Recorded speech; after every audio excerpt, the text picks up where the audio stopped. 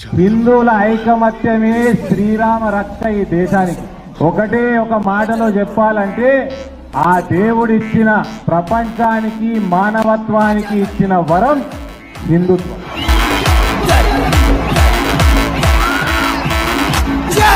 హిందువుల ఐకమత్యమే శ్రీరామ రక్ష ఈ దేశానికి.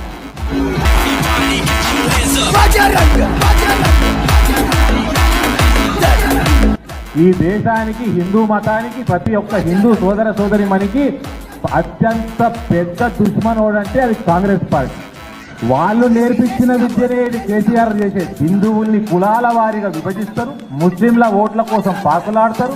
అట్లా రాజ్యమేలిన కాంగ్రెస్ పార్టీ అఖండ హిందూ రాష్ట్రానికి మొట్టమొదటి దుష్మన్. 100 సంవత్సరాల క్రితమే ఓడు చెంగేజ్ ఖాన్ అని, ఓడు గజనీ అని, ఇంకోడు మొగులని, ఓడు కుతుబ్ షాహీ అని, ఓడు నిజాం అని, ఒకడు ఎక్కడెక్కడికి వచ్చి పాడేంద్రు. ఇక్కడ వచ్చి హిందువుల్ని విడదీసి ఇక్కడ రాజ్యం వెళ్దాం అనుకున్నారు.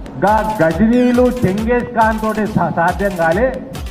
ఈ కాంగ్రెస్ పొట్టోడు ఈ టీఆర్ఎస్ బక్కోడు తోటి అవుతుందా అన్న? అవుతుందా? కేసీఆర్ ఏం పర్మనెంట్ కాదు. KCR is a small fellow, is a bloody political Lilliput. రానున్నది హిందూ సామ్రాజ్యం, రానున్నది భారతీయ జనతా పార్టీ ప్రభుత్వం తెలంగాణలో.